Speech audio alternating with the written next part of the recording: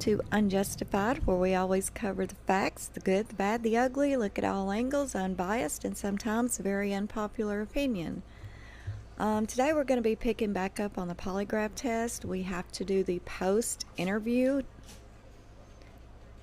which this is actually the interview that was given to Chris by Tammy Lee and Coder after he had failed the polygraph test. So let's just get right into that. Okay, the start of it's going to be actually Tammy Lee. This is her report from the post-test interview that she done with Chris. And so this is going to be her words about the polygraph test. And it says, while I was out of the room scoring the polygraph charts, Chris remained in the interview room and watched videos on his cell phone of his girls giggling and playing. And I returned to the room to speak with Chris about the deception.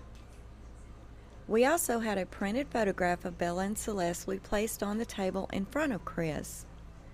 I informed Chris it was clear he was not being honest during the testing and he did not pass the polygraph test. Chris replied by saying, "Okay." I told Chris we now needed to talk about what actually happened, and Chris said, I didn't lie to you on that polygraph, I promise."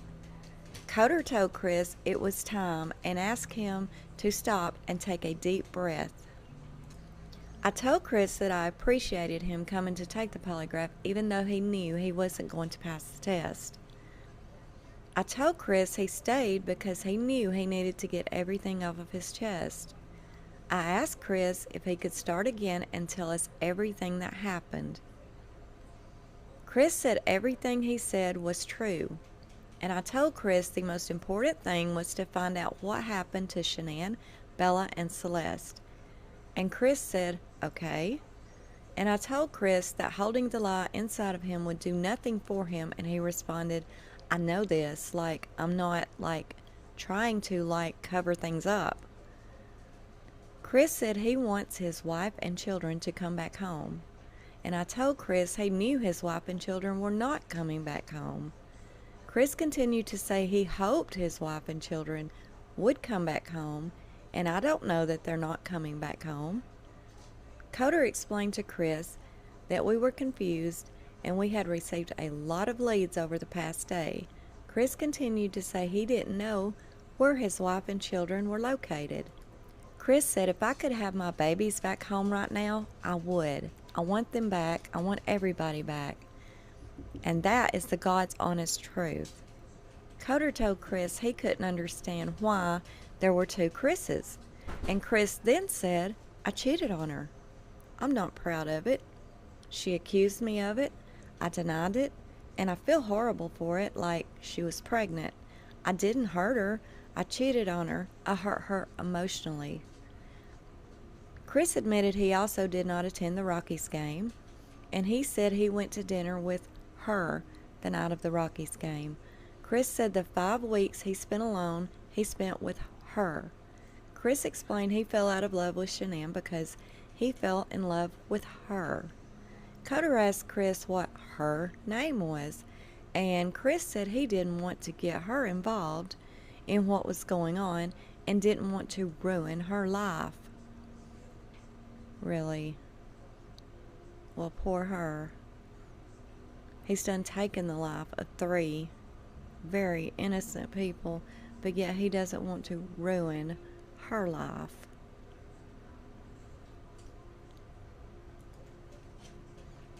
Chris said she was a wonderful person who knew he was married and that he was having issues in his marriage. Chris said he told her he was going to get separated from Shanann, but he didn't know what that was going to look like. And so all he will say is her or she, but he's fixing to get hit with a bombshell. Chris said she took his breath away, and he never thought in a million years something like that could happen. Chris said he never felt the same way about anyone in his life as he did her. Coder told Chris that he didn't think his girlfriend hurt anyone and asked Chris if they could leave her out of it and get back to talking about his wife and daughters. And Chris agreed. Coder asked Chris where his wife and children were located, and he said he didn't know. Chris said the affair was the only thing he was holding back, and Coder reminded Chris that he was not even questioned about infidelity on the polygraph. Coder then informed Chris he already knew all about his girlfriend Nikki, later identified as Nicole Nikki Kessinger, age 30. Could you have imagined the look on Chris's face when they told him, "We already know her name. You don't have to keep calling her her or she. We know who the hell she is." Could you just imagine? And if I'm not mistaken, during this interview, Chris's back is to us, so we can't see the expression on his face. However, I'm sure it was very, very shocking to him. That's probably the most shocked he looked through this whole interview, period. Coder told Chris we were very concerned about his wife and daughters, and Chris said he was also concerned. Coder told Chris that it shouldn't have been the happiest time in their marriage, and I don't understand that. I think that has to be a typo, because Coder told Chris that it shouldn't have been the happiest time in their marriage. I think that's a typo, hopefully, and it said it should be the happiest time in their marriage. Coder said he believes Shanann may have been a controlling person who didn't listen to him and could do whatever she wanted. Coder said he wanted to give Chris an opportunity to help us find Shanann and the kids. Chris said he would do whatever he could to help us find his wife and children. Chris said he didn't know where his wife and kids were located, and Coder reminded him that his father flew across the country and was still waiting in the lobby. Coder told Chris he was lying to his father and everyone he talked to, and Coder pleaded with Chris to help us find his babies. Chris said he wanted to find them. Coder asked Chris if we could go back and talk about that night, and Chris agreed. And Coder told Chris the police had his Alexa, which he explained was trained to record distress, and the police also had the contents of his, Kessinger's, and Shanann's text messages. Coder asked Chris to tell us again about that evening, and Chris reiterated he woke up at 4 a.m. and woke Shanann up at 4:15 a.m. to talk about the house and separation. I don't believe that. I don't think Shanann would have wanted to be woken up at 4 o'clock when she only got in at 2, because she had already told Nicole that she was really tired and she was dreading even having to get up in 3 hours, because Cece was still on North Carolina time and she was dreading that, let alone having to get up in 2 hours just to take a shower. It just doesn't make sense. I definitely wouldn't. I would either take the shower before I'm going to go to bed or just wait till I get up. So I don't think she really told him that. Personal opinion here, but, that just doesn't make sense to me. Coder asked Chris if they talked about Kessinger, and Chris said Shanann accused him of having someone else. Chris said he denied having an affair, and Chris and Shanann asked him why he had $68 at dinner the other night, and asked him if there were 2 of them at dinner, and Chris admitted the charge came from his dinner with Kessinger. So see, he admitted that the charge came from his dinner with Kessinger. So does that mean he did tell Shanann about Kessinger? Chris said he couldn't bring himself to admit the affair because he and Shanann were already crying very hard. Chris said he told Shanann he just wanted to separate. Coder asked Chris about selling the house, and Chris and Shanann initiated the selling of their home the week prior because both of them knew they couldn't afford to live on their own.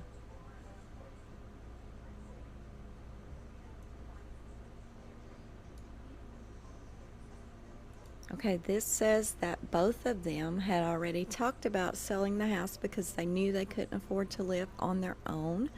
So That tells you that they had, or it tells me that they had already discussed a separation. There's also a news article where a news group actually went to North Carolina and they talked with some people there that knew Shanann, and one of the hairdressers, and if I'm not mistaken, it was one of them that worked with Shanann's mother, said that that was definitely the plan, that they were getting separated. So, I mean, it's so flip-floppy. Like Nicole Atkinson said, she knew they were having trouble, but she wasn't aware they were separating.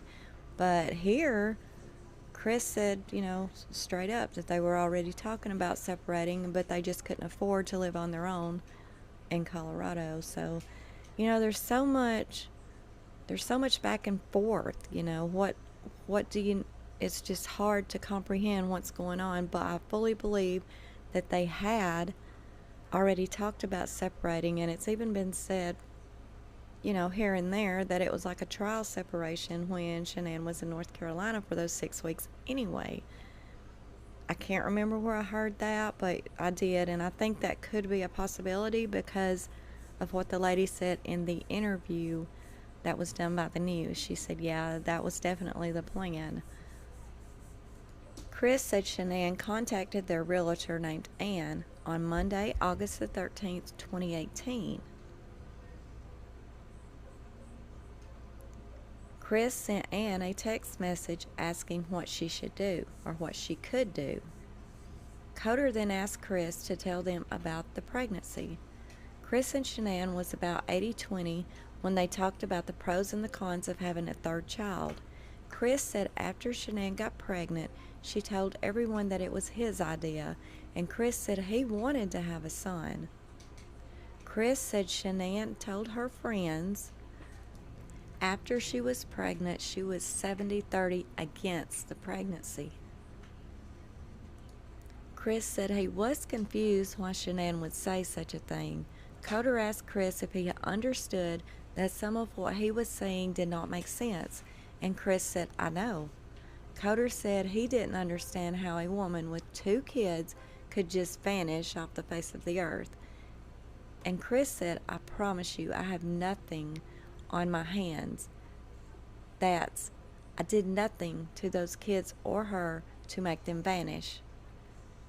Chris told us it was on video that he left and was in his truck. Chris said, I didn't load anything into my truck besides my tools, my container, my book bag, my water jug, and my lunchbox. Coder asked Chris what happened next, and Chris said he drove out of the driveway. Coder asked Chris what happened with his wife and kids before he drove out of the driveway, and Chris said, I didn't do anything with them. They were still in the house. Coder asked Chris where his wife and kids went, and Chris said he didn't know. Coder told Chris that his wife wasn't the type of person to vanish, and Chris agreed. Coder told Chris that his wife had plans that day and during the week and did not leave because she wanted to. Chris said, okay.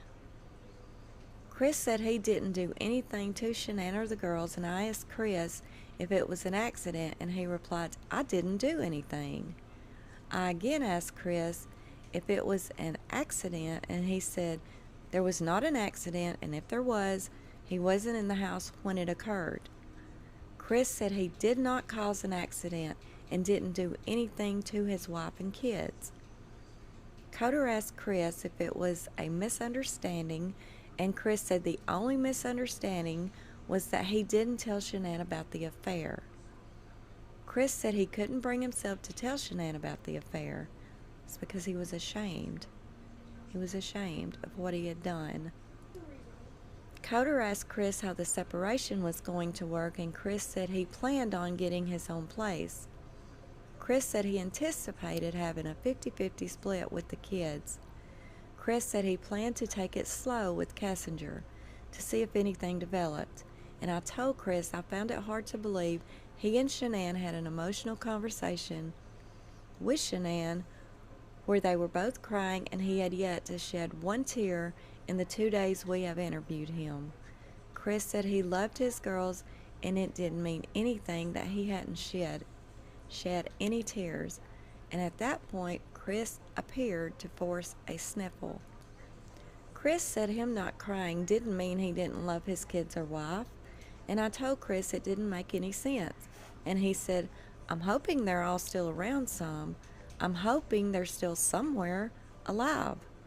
I told Chris he no longer had his girls to take care of and the loss of them should cause him pain.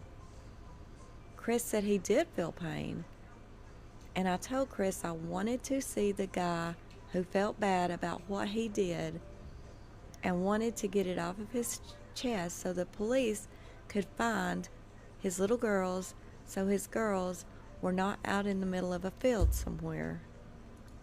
Chris said, I love those girls to death. Chris said he was showing us the Chris who cared about the girls, his girls and wife. Chris said his lack of tears didn't mean he lacked love for them. I told Chris it was weird and didn't make sense. Chris said he understood and could see my point. I told Chris that I understand how some people could be pushed to do something they regret. And Chris said, I know. Coder told Chris that we could keep talking to him once he found his girls. Coder told Chris we would continue to talk to him no matter what he told us. I asked Chris if Shanann done something to them, and then, did you feel like you had to do something to Shanann? Chris sighed and said, No. They were at the house when I left. They were there. I told Chris that the only way Shanann and the girls could have left was in his truck. And Chris said, there's no way, 'cause I didn't just throw them in my truck. I reminded Chris his truck has a GPS installed, and I asked Chris if he knew the GPS would ping every 10 seconds, and he said yes. I told Chris we were going to find out exactly where he went, and Chris said, I know.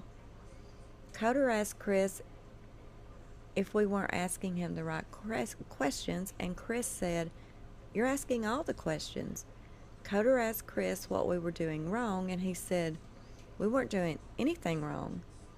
Coder asked Chris if Shanann did something, and he said, I don't think she done anything to those kids. We both love them with all of our hearts. There's no way. I told Chris it could have been an accident because I knew something happened inside his house. I asked Chris if something happened to his baby girls, and then he felt like he needed to take something into his own hands and deal with it. Coder asked if he had to clean something up for Shanann, and I told Chris I knew he loved his girls with all of his heart, but sometimes people make mistakes. Coder asked Chris what he was thinking about, and he replied, she couldn't have. I asked Chris which one of his girls had breathing problems. Chris explained both of his girls had inhalers, but Cece had the endoscopy and surgeries. I asked Chris if he thought Cece had trouble breathing, and Shanann freaked out and decided she didn't want to live without her baby girl. Chris said he didn't think so. Next, I talked to Chris about a cold case homicide from Aurora where a male beat a family to death with a ball-peen hammer. I told Chris that the only survivor of the attack was a 3-year-old girl, and I told Chris the girl grew up with no family, and she admitted she wished she had died with her family. I told Chris I have seen parents panic and decide their children can't live without each other. I told Chris I have also worked on a case where a mother smothered her 2 children because she didn't want her husband to take her children away from her. I told Chris that the mother felt like she was doing the right thing by her children and was saving them from future pain. Chris looked at me and asked, why? How is she saving them pain? I told Chris the mom didn't want them to have to live without her. Coder told Chris it was a weight that was going to be on him forever unless we could resolve it. I told Chris we were giving him a lifeline and he needed to reach out and take it. Coder then pointed to the polygraph of Bella and Celeste and asked Chris if the girls looked like the photograph. Chris pointed to Celeste and explained she wore the same dress on August the 8th or 9th because he recalled having to unbutton 2 buttons on the back of the dress in order to get her pajamas on that evening.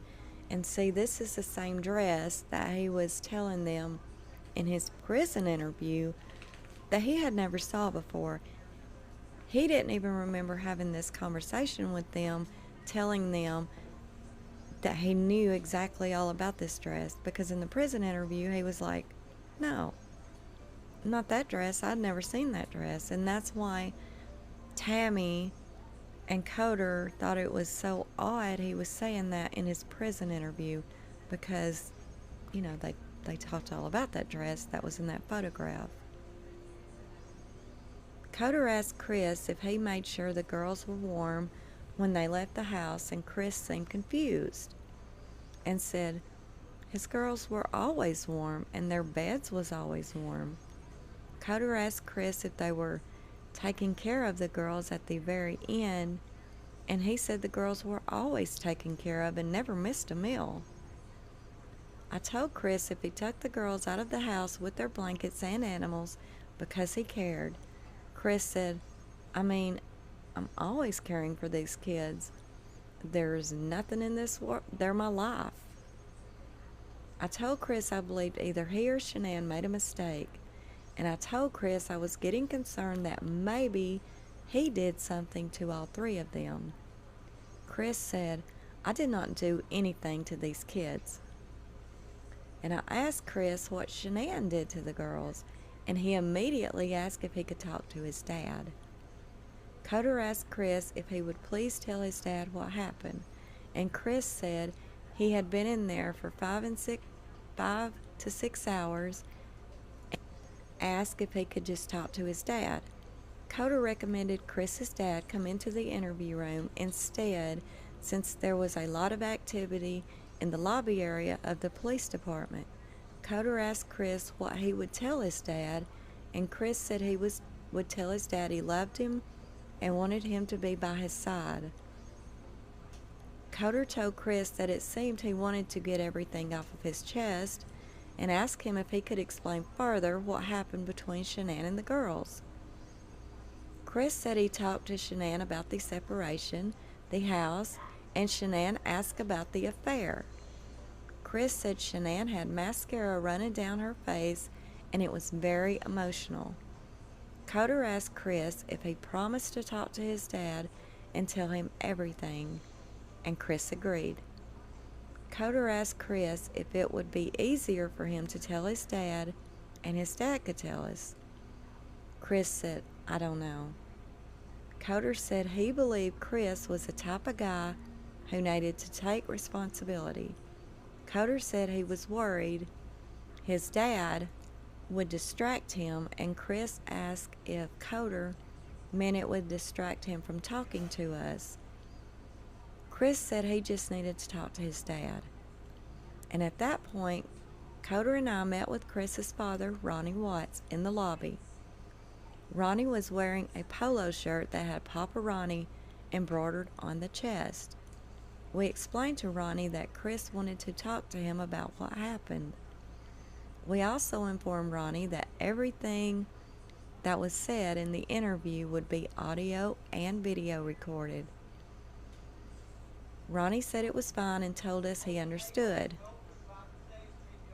Ronnie was escorted to the interview room, and we told Ronnie and Chris they could have as much time as they needed. Chris pointed to the digital recorder on the table and asked if we were going to leave it in the room, and we said yes. The door was shut for privacy but still had the key in the lock. Ronnie asked Chris if he was going to tell him what was going on. Chris told Ronnie he failed a polygraph, and Chris said, they're not going to let me go. Ronnie asked if there was a reason why the police wouldn't let him go, and Chris said the police knew he had an affair. Ronnie asked Chris if he was going to tell him what happened, And Chris said when he and Shanann had a conversation that morning, it was emotional as they spoke about the separation. Chris said he went downstairs and then told his dad, I don't want to protect her. I don't want to protect her, but I don't know what else to say. Ronnie asked him what happened, and Chris replied, she hurt them. Chris said, and then I freaked out and hurt her. Ronnie asked Chris if Shanann and the girls left after that, and Chris didn't answer. See, that's not how I actually remember hearing him say it, although that must have been what he said because that is what's here in the report. But it seems to me like Ronnie said, well, did they leave then? Or did they leave after that or something? And it was highly speculated who, quote unquote, they were. So obviously, Tammy Lee and Coder assumed that he was talking about Shanann and the girls, if they were the ones that left after that. Ronnie asked if Shanann started hurting the kids, and Chris said they were. Ronnie told him to talk to him and tell him what happened, and Chris whispered, she smothered them. They were smothered. Ronnie immediately asked, they what? And Chris answered, she strangled them. And Ronnie asked, she smothered them or choking them? And Chris replied by saying, like, I didn't hear anything. When I was downstairs, I came back up and they were gone. I don't know, like me talking to her about that, talking to her about this separation and everything, like, I don't know, like, what else to say, like, because I freaked out and I did the same thing to fucking her. Those were my kids. Ronnie asked Chris if Shanann freaked out over the separation as he was leaving for work, and Chris said Shanann laid back down when he went downstairs, but he heard a little commotion upstairs and didn't think much about it. Chris said he went back upstairs and saw Shanann on top of Cece. Ronnie asked Chris if Shanann was choking Cece and if Shanann killed Cece. Chris said they were blue. And Ronnie asked, both of them? And Chris said yes. Ronnie asked if Shanann choked both of them to death, and he said, I freaked out, and I did the same thing to fucking her. Ronnie said, oh my God. And Chris said he didn't call the police about what happened. And Ronnie asked, so then what'd you do? Haul the bodies off or something? And Chris said he didn't know what else to do and freaked out. Ronnie reiterated that Shanann choked both Bella and Cece to death, and Chris lost it and choked Shanann. Ronnie clarified with Chris if he choked Shanann, and Chris said, it's rage. Chris told his dad he was sorry, and Ronnie told him he knew he was sorry. Chris said he knew Shanann knew in her heart about the affair, but she was waiting for him to admit it. And I've been saying that all along. I believe she did know, and she wanted him to admit it to her. She didn't want to hear it from someone else.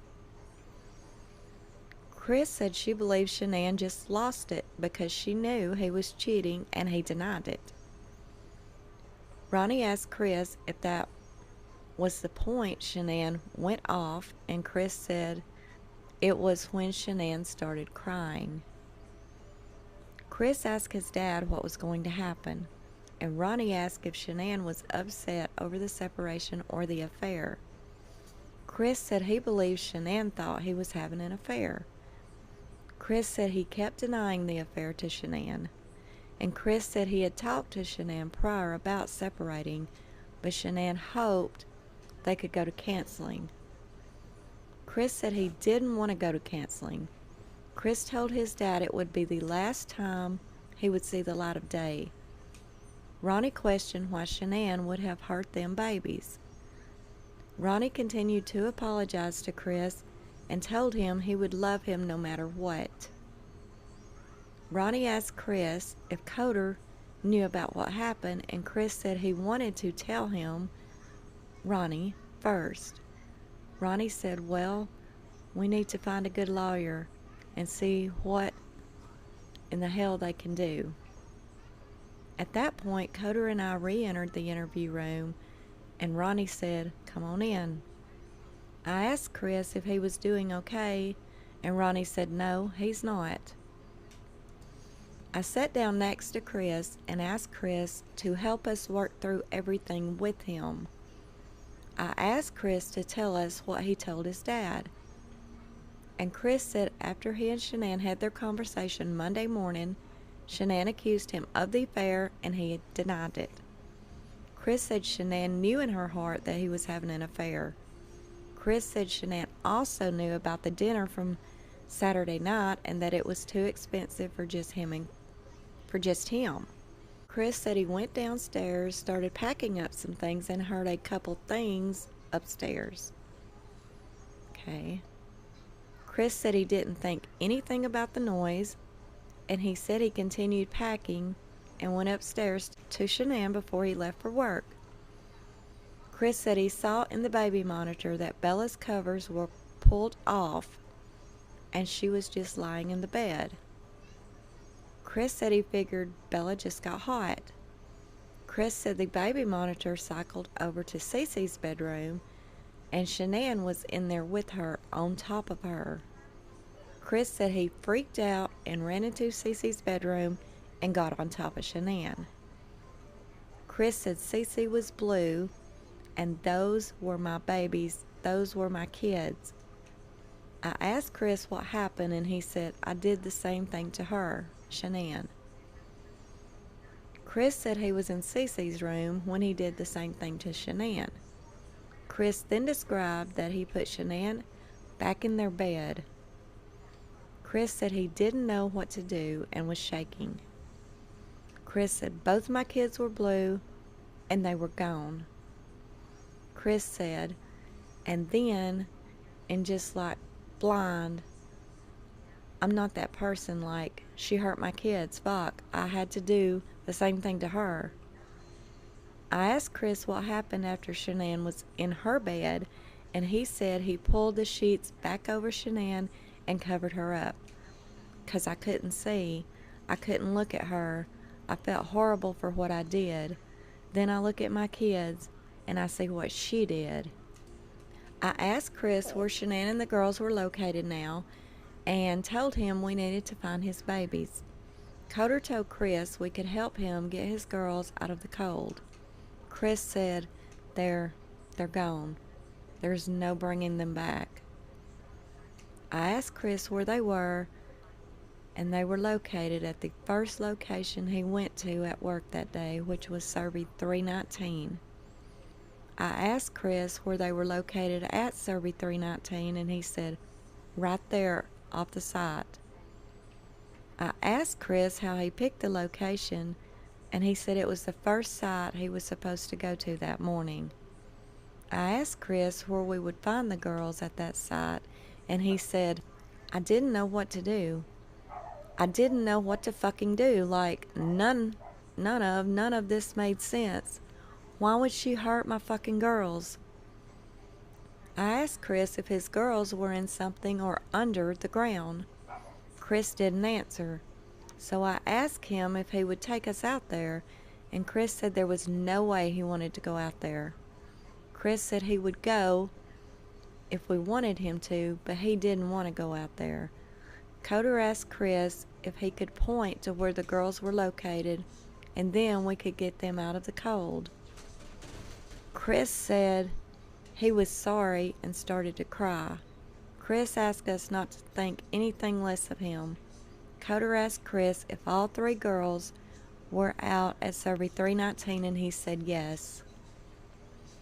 I asked Chris what Shanann was doing to Cece, and he said she was on top of her with her hands around Cece's neck. Coder asked Chris if he actually saw it, and Chris confirmed he saw it on the baby monitor. Chris said that is when he ran into Cece's bedroom and threw Shanann off of Cece. Chris said he saw that Cece was already blue and not moving. Chris said he went into a blind rage and did the same thing to Shanann. I asked Chris if he ever went into Bella's bedroom, and he said after he put Shanann back into their bed, he saw Bella on the baby monitor and just knew by the way she was sprawled out. I asked Chris if that was when he packed up the girls' special stuff, their blankies and stuffed animals, and Chris nodded yes. I asked Chris how he got the girls out to Survey 319, and he explained he took them in his work truck. Chris said he put Shanann and the girls right behind his driver's seat.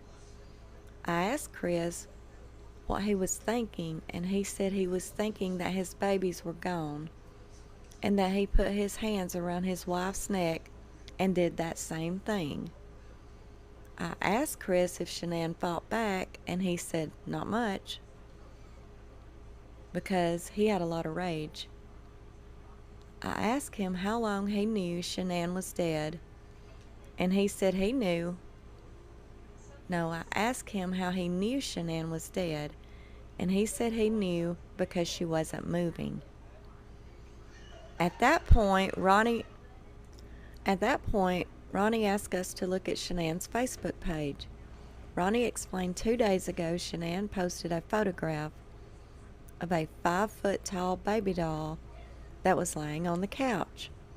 Ronnie said the doll was completely covered with a sheet. Ronnie said, "I'm thinking this might have been planned. I don't know." Ronnie said the caption read, "What do you say to this?" Ronnie said the sheet covered the doll's head and the only thing sticking out was the doll's feet. Ronnie said Shanann commented that Bella had put the sheet on the doll. Ronnie said a kid would not do such a thing. Coder asked Chris if he recalled the incident, and Chris said Shanann made fun of it and thought it was funny. I asked Chris if Bella did it, and he said he didn't know because he couldn't recall. Ronnie said he was around Bella, and Bella would only cover her baby dolls up to their stomach. Ronnie said he never saw Bella cover a doll's head like it was a body. Chris then looked at Coder and I and said he was sorry for lying to us. Coder told Chris he was a good man, and Chris immediately responded, "I'm not a good man." Coder told Chris he stayed to talk even though he knew it was going to be difficult, and Chris said, "I stayed here for 6 hours and 11 minutes so far." Chris was reading the counter on the digital audio recorder. Ronnie said he could understand how rage could come out by seeing your kids dead. Chris told his dad he didn't understand what it felt like to see his daughters blue in the face. I told Chris his dad was going to love him no matter what. Chris looked at his dad and asked how he could still love someone who killed their wife. Chris said, "Nothing will ever be the same again." Coder asked Chris if Shanann was on top of Cece when he got in the room, and Chris said yes. Ronnie asked Chris if Shanann's hands were around Cece's throat, and Chris said he didn't know what to do. Coder asked Chris if he was trying to save Cece, and he said she was already blue in the face. She was not moving, her head just laying over limp like that. And I told Chris it was very important to know where he put the girls at the oil well site, and he said, "I didn't know what else to do. I didn't know what else to do. I was so scared. It's like my wife just did this and I just did that. What do I do? What do I do?" Anything that I would do from there was just gonna be just a fucking just insensitive and just a horrible thing. Coder told Chris he was in a tough spot, and I asked Chris if he would show us where they were located, and he asked what's going to happen. Coder told Chris we were going to help get the girls out of there. Coder asked Chris if he preferred one of his co-workers to go out there, and he said, "Oh my God, no, no." Chris said Coder told him everyone thinks of him as a good man, but they will say, "What the fuck did you do, Chris? Why didn't you just tell the cops to begin with?" Chris said he could not have his co-workers show us out to the oil well site because they were just going to form their own opinions about him once they figure everything out. Coder told Chris the girls were still his babies, and I told him he didn't want someone else to find them out there. Chris agreed to show us where they were located at the site. I told Chris that Coder and I needed to step out of the room to get some things arranged, and Ronnie agreed to stay in the room with Chris. While Coder and I were out of the room, Ronnie told Chris he was sorry, and Chris said, "I didn't know what the fuck to do. This is just fucking horrible," Chris said. "The problem is, I don't even know if they, the police, believe me or not." And Ronnie said, "I know you'd never do anything to hurt no children, never. That was your life right there, those little girls." Chris told Ronnie that his mother always said Shanann was an unstable person, but he never believed in a million years that could happen. Ronnie said he was asked if he thought Shanann could do anything to hurt Bella and Cece, and Ronnie told them no. Herself? Maybe. Ronnie said he didn't have a clue Shanann could do such a thing. Chris asked his dad, "Why did this happen to me? Why did this happen to those two little girls?" Ronnie told Chris he was sorry. Ronnie told Chris he would get him a lawyer and would see what they could do. Ronnie asked Chris if Shanann killed both of their girls while they were sleeping, and Chris said yep. Chris said I emotionally drove her to do something stupid. Ronnie told Chris it was not his fault and not to blame himself for it. Chris said, "It's all I can do right now." And Ronnie said they would probably call it a crime of passion. And Chris replied, "I don't know, like, just because I hit it, that's the thing. That's the thing that's gonna break the camel's back right there. I didn't just call the police right after it happened." So see, Chris knew he should have just, if that was true, if his little story was true that he made up there, he knows that anyone would have just called the police and told them what was going on. He knows that. He said it right there. He knew that. Chris asked Ronnie if he told his mom yet, and Ronnie said no.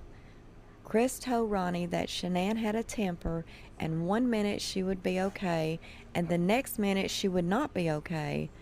And Ronnie asked Chris what Shanann said that morning when he told her everything, and Chris said Shanann asked him why, and asked him why he wanted to give up. Chris said Shanann told him, "Fuck you, and fuck you, and fuck you." Ronnie continued to question Chris about why Shanann would take any of it out on the girls. Chris said he ruined everyone's life, which included his family and friends. Chris then asked his dad if he should call his foreman and tell him he was going to go out to the oil well site, and Ronnie asked if he could just describe where Shanann and the girls were, and Chris said no. Ronnie asked Chris if they were buried in something, and Chris said, "Shanann is." Ronnie asked about the babies, and Chris said, That's what I feel horrible about. They're in a freaking oil tank. I didn't know what else to do." Chris said, "Please God, forgive me for everything." Ronnie said, "Babies, babies, babies." Chris replied by saying, "They're gone." Chris said Shanann took it out on the girls because of him. Chris told his dad that he, Ronnie, didn't know how unstable Shanann really was. Ronnie said Chris's mother also believed Shanann was unstable, a narcissist, and bipolar. Coder and I returned to the room a short time later, and Ronnie advised he needed to step out and use the bathroom and to text his daughter. Ronnie asked Coder about finding a lawyer who was not a public defender, and Coder and Ronnie agreed they would discuss that later. I walked Ronnie to the lobby and returned to the room. We returned with a colored photograph approximately 8.5 by 11, which that's just regular printer paper. They printed it out, I'm sure, which was taken from a drone earlier the same day.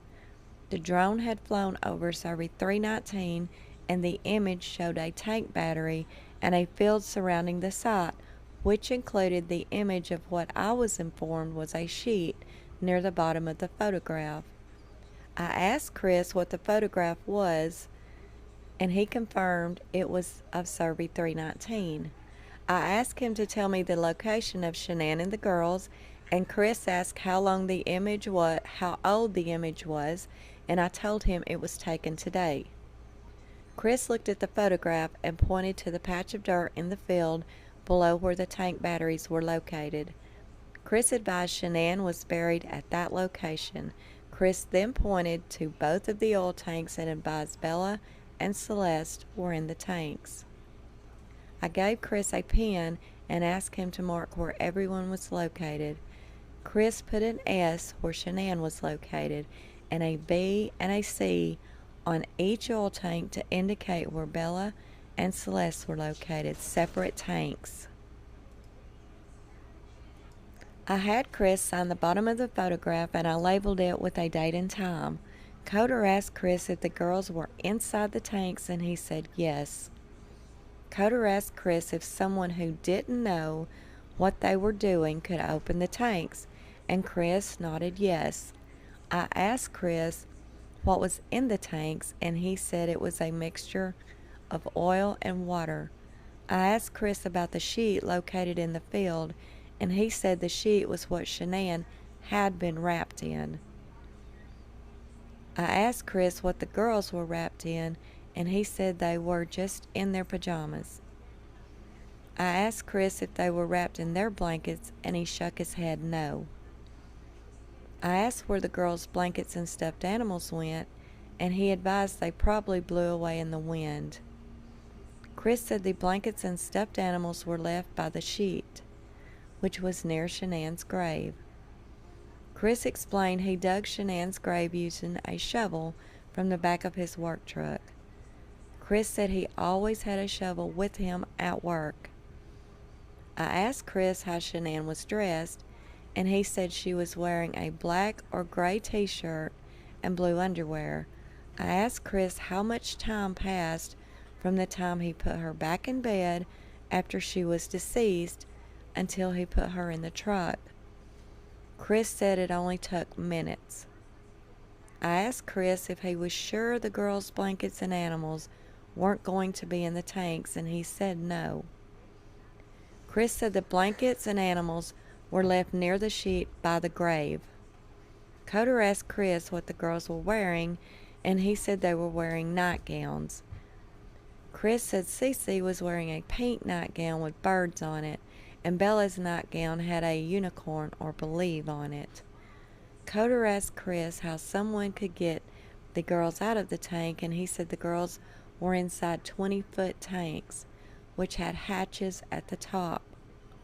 Coder asked Chris how far down the girls were in the tanks, and Chris said it depends on the fluid level in the tank. Coder asked Chris if there was any chance his baby monitor recorded anything, and Chris said no. Coder asked Chris what he believed made Shanann snap.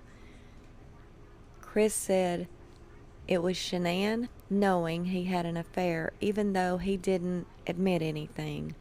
Chris said Shanann needed him to admit it, and he refused. Coder reiterated some of the events Chris had told us and asked him again what he saw when he went downstairs on Monday. Chris said he heard commotion upstairs, but didn't think anything of it. Chris said he figured one of the kids had gotten up. Chris said he decided to go back upstairs to talk to Shanann and go to their room or master bedroom. She wasn't in there.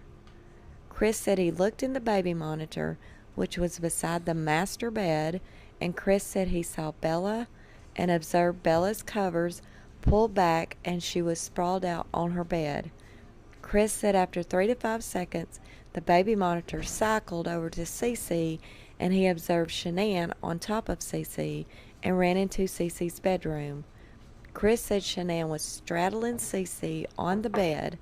Chris said he walked up from behind when Shanann was on the bed. Chris demonstrated that it looked like Shanann's hand was on Cece's neck. Chris said Cece was laying on her side, so he pulled Shanann off. Chris said Cece was limp and blue. There's no movement at all, Chris said. You pick up an arm and it just falls.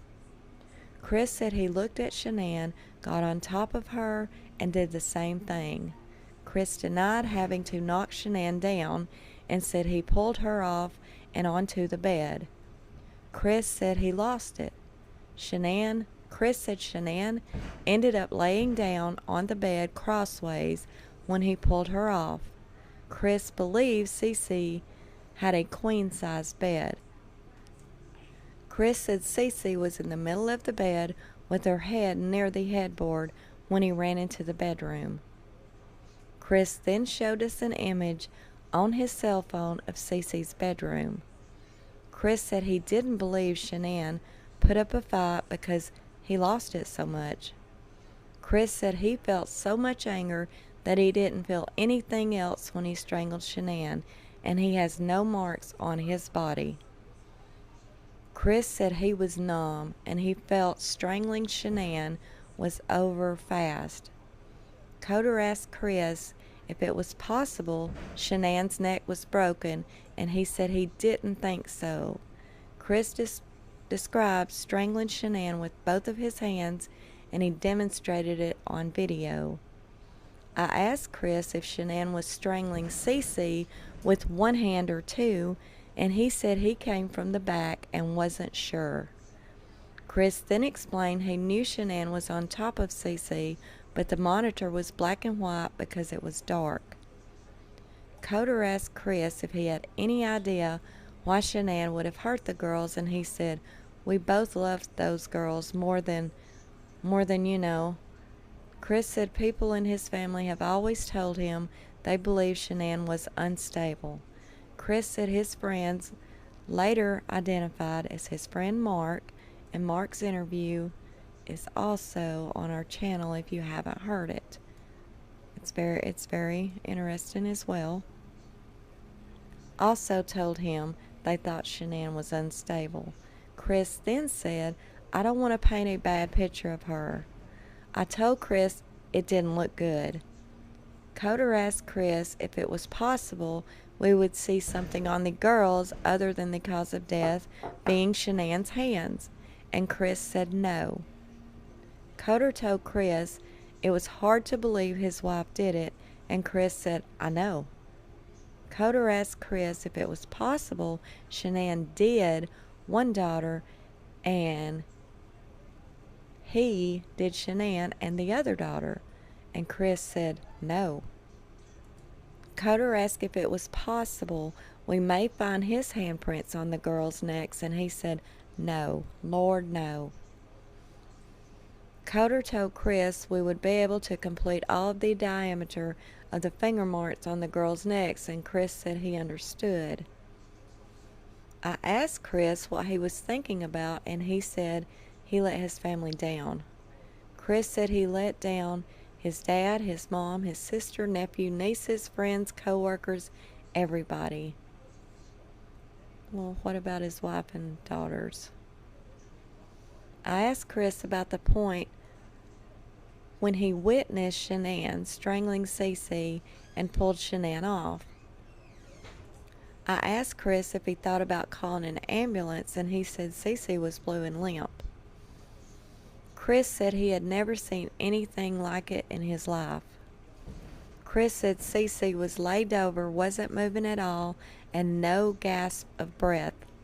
Chris said Cece was totally just blue. I told Chris I had been doing my job for a long time, and I told him most parents will never be able to fathom their child is dead, even if their kid is stiff or blue. Chris said parents always want to call to see if someone can revive their child, and I asked Chris to explain what was going on in his head, and he said the rage that I felt for what she was, what she did, it just took over. I asked Chris if he agreed. It sounded weird, and he said, I understand. I see where you're coming from. I told Chris that I would hate for Shanann to get a bad rep if she didn't have anything to do with it, and Chris said, I know. I told Chris it wouldn't be fair, and he said, I know. I asked Chris if he wanted to tell us the truth about what happened, and he said it was the truth. Chris said, I did not hurt these girls. I asked Chris if he was good with the public knowing Shanann killed her daughters. Chris immediately responded by saying, I did not hurt these girls. I asked Chris the question again, and he said yes, because I did not hurt these girls. I told Chris I didn't think he meant to hurt the girls, and he said he didn't hurt them. I told Chris he didn't save them either, and he said, I know that. Chris said none of it made sense. I asked Chris if he was sure Shanann didn't catch him in Cece's room, and he said, no, my God, no. Coder told Chris that it looked like Chris found a new life, and the only way to get the new life was to get rid of his old life. Coder told Chris he believed Chris killed the girls before Shanann came home. Chris said no. Chris' voice started trailing off, and he said, this is the truth. Chris said he was not a monster and didn't kill his babies. Coder asked what was going to happen when the girls' cause of death came back to him. Chris said it would not come back to him because he was 100% positive the girl's death would not come back to him. Coder asked who it would come back to, and he said Shanann was on top of Cece. Chris and Bella was laid out, sprawled. Chris said Bella was laid out and sprawled on her bed.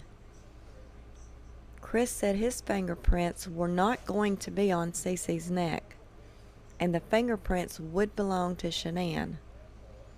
Chris said he did not witness what Shanann did to Bella. Coder asked Chris why he took the bodies out of the house and buried them. Chris said he was scared and didn't know what to do. Chris said he was scared of what everything was going to look like. Chris said, my 2 babies were gone, and I just did that to my wife. Chris said it was a nightmare. I told Chris that it seemed like Shanann was a pretty good mom, and he said, yeah, I was a pretty good dad as well. You don't really know a person until you don't know a person. I told Chris I would hate for people like Shanann, Bella, and Celeste who couldn't defend themselves to have someone lie about them. Coder asked Chris why he didn't put Shanann in the tanks, and he said he didn't know what to do. Chris estimated Shanann was buried approximately 2 feet down in the ground, and Chris estimated it took him 20 to 30 minutes to dig Shanann's grave.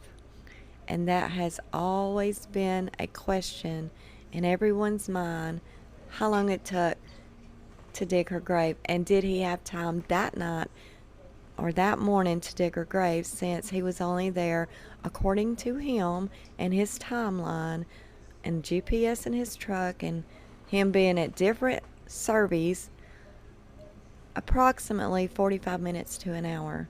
So if it took him 30 minutes to dig that grave, then he only had 15 minutes to do what he done to each of the girls individually, tote them up those ladders, make all those phone calls. I still find that, I don't know, almost impossible to do, in my own opinion. I asked Chris how often the tanks are checked, and he estimated once a week. I asked Chris if he wanted someone else to find his girls, and he said he didn't know what else to do. Chris said he was going to Survey 319 anyway that morning and didn't know what else to do. Coder asked Chris what he meant from his prior interview when he talked about something happening to his wife and daughters, which was an act of pure evil. Chris said he was referring to the evil that he witnessed when Shanann was on top of Cece. Chris said he also felt evil for what he did to Shanann. Coder asked Chris again about what he witnessed in Cece's room. Chris said Shanann was wearing the same clothes that he buried her in. And I asked Chris if Shanann ever went to bed when she got home, and he said all of that was true. I told Chris it appeared Shanann may have been up purchasing hair care products at 2:30 a.m. on her cell phone, and her credit card was denied. Chris said he wasn't aware of the purchase, if it occurred, and I asked Chris if Shanann got upset with him because they didn't have any money, and he said he wasn't aware of the attempted purchase. Coder asked Chris if it was possible Shanann would have a black eye, and he said no. Chris said he did not punch or slap Shanann. Coder asked Chris if Shanann would have a stab mark on her body, and he said no. And Coder asked Chris if the coroner was going to find out they were poisoned, and he said no. I asked Chris about what he talked to Kassinger about before his wife got home, and he said they always talk, and it was about their day. Chris said Kassinger only knew about the disappearance by what she saw on the news. Chris said Kassinger didn't know his wife was pregnant, but she does now. Chris said he was scared to tell Kassinger about the pregnancy because he felt like Kassinger wouldn't have gone on a date with him if she knew. Chris said Kassinger knew he was married with kids, and Chris asked if we were going to talk to Kassinger, and we said yes. Coder asked Chris if Kassinger was going to tell us she knew he was going to kill his family, and he said no. Chris said Kassinger just knew they were going to hang out more after he got his own place. Chris said Kassinger genuinely begged us not to put Kassinger's name in the news because she had been through enough in her life. Well, bless her little heart. I asked Chris if he felt sorry for what he did, and he said, I wish I wouldn't have lost control and got on top of Shanann and did that. And then I did that, referring to dumping them at the oil well site. Chris apologized to myself and Coder for lying, and I told Chris I believe he was there for a reason, and Chris said there's a reason why I didn't, that I came in, because, there's a reason why I didn't come in with a lawyer either. So I just and this is going to happen, so I told Chris I was struggling with the fact that as many people who would say he was a good person and would never do such a thing, there was an equal amount of people who would say the same thing about Shanann. Chris said, I know. I told Chris I was struggling with it, and he said, I know. Coder then asked Chris how we could prove Shanann murdered the girls, and Chris said we could examine the bodies and compare the hand marks on their neck. I asked Chris if he was sure they would have hand marks and that they weren't smothered, and he said they shouldn't have been smothered, no. And Bella, I don't know, but Cece, she was on top of her. Cece and her, Cece's head was to the side. I asked Chris if he saw Shanann using a pillow on top of Cece, and he said no. I asked Chris why there were sheets inside his kitchen trash, and Chris said he used the fitted sheet to wrap up Shanann that was found at the oil well site, so he didn't know what to do with the flat sheet and pillowcases that were left over. I asked Chris why he didn't try to hide the sheet out at the oil well site, and he said he was so scared he didn't know what to do. Coder asked Chris if someone came up on him, and he said no. Chris said he knew his co-workers were on their way to the oil well site. I asked Chris about the electronics taken from his residence and asked him if he could provide me with their passwords. I wrote down the passwords, which are attached to this report. Coder then asked Chris if he had any questions for us. Chris asked to use the restroom. Coder asked Chris if he had any weapons on his person, and Chris said no. Coder conducted a pat-down search of Chris and then escorted him to the restroom.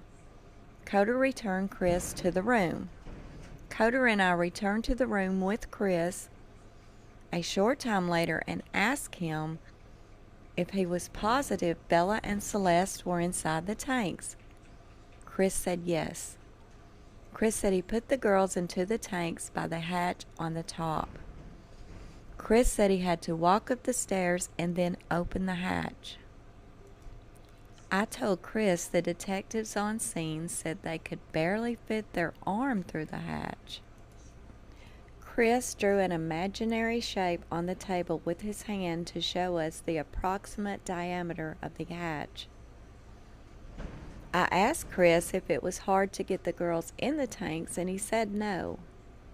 I asked Chris if he had to push the girls into the tanks, and he said not really. I asked Chris if Shanann was buried because he knew she was too big to fit in the tank, and he said yes. And I asked Chris if each girl was going to be in separate tank, and he said yes.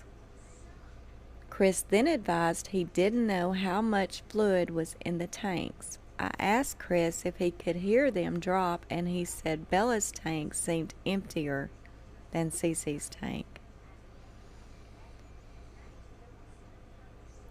I asked Chris if it sounded like Bella would have hit the bottom, and he said he heard a splash.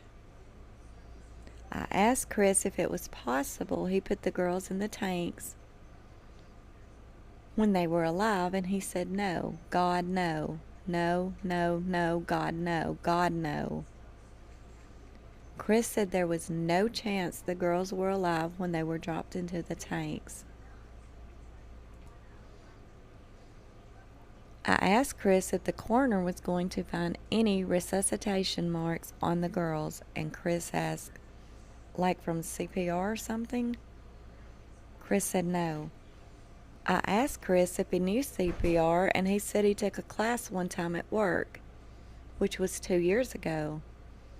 Chris said the class used adult dummies, and he wouldn't even know how much pressure to apply to a child.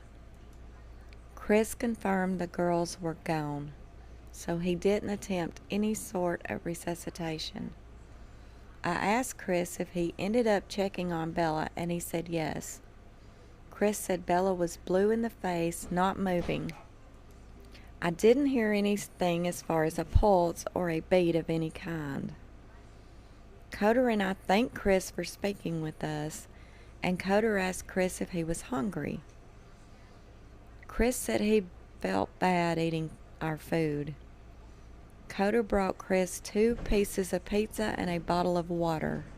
Note: I gave Chris an additional 2 pieces of pizza a short time later, which he also consumed.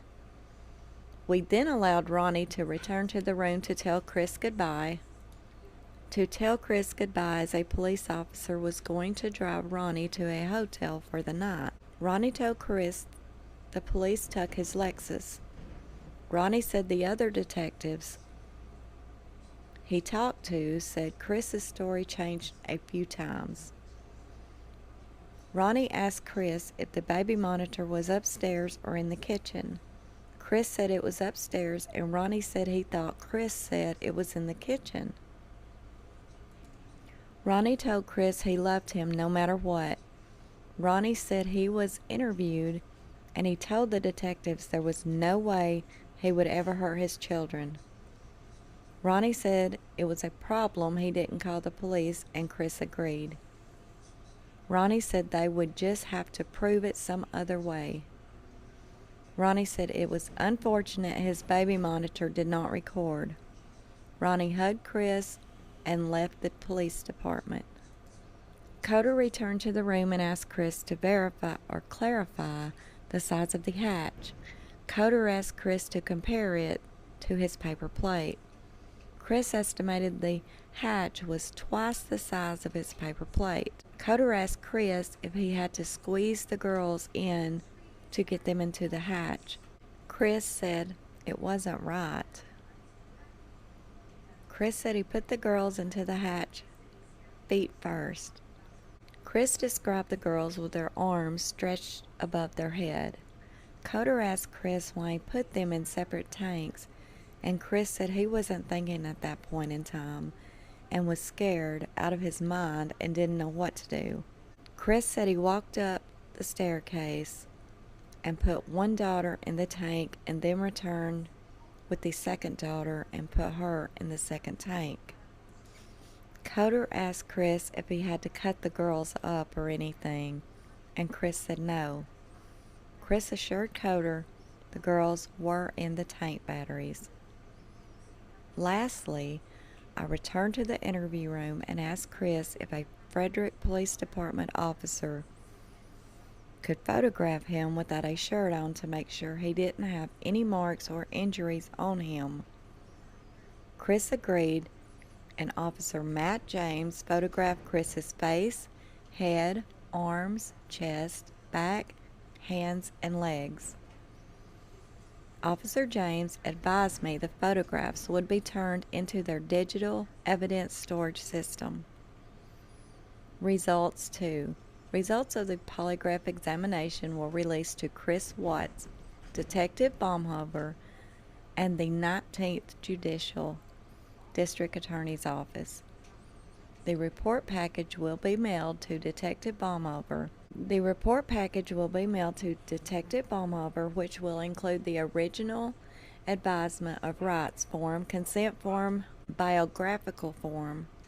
The audio recording and videos from the polygraph and interviews are attached to this report. The attachments are Watts's Miranda advisement, Watts's polybio form, and Watts's polyconsent.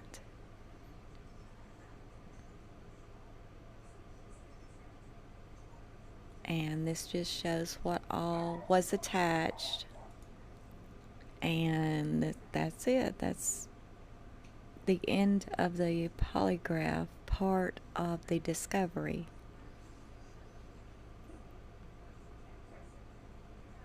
And I've had so many people ask me to go ahead and read through the whole discovery, and I said I would do that. And I just, I think everybody needs to know everything that's in the discovery. It's been a long time since I actually read through it myself. And there's been things that's came about in the case since I have read through it myself. So I decided that since many people has asked me to go ahead and do that, then I think I am going to go ahead and do that. And I'm going to start that now. Now, there's many things I've already read from the discovery, this being one of them, of course. There's a few interviews I've read. And, of course, those interviews that I've already read through, and this, this as well, I'm not going to include in the discovery because there's no reason for me to read all this again since I've already done it. So, alright guys, I hope you enjoyed this. This is the end of the polygraph, the before the polygraph and the after interview. There's a lot of things in here that I had forgotten about, and I'm sure that there's things in here that you just heard that you either hadn't heard before or had forgotten about yourself. So we can take all this. You saw it with me. We all read it together. It was a visual, and so it's something to think about, right? I mean, his answers are very telling, in my opinion, especially the interview he got before the polygraph as well as the interview he got afterwards. So, did you guys learn anything new from this part? Let me know, That's what I'm here for. I want to teach us all. I want us all to learn new things. I'm a firm believer you need to learn something new every day, whether it be about a case or this case or anything, So, let me know. Hope you enjoyed this interview, and I will be back starting on the discovery. This is UnJustified.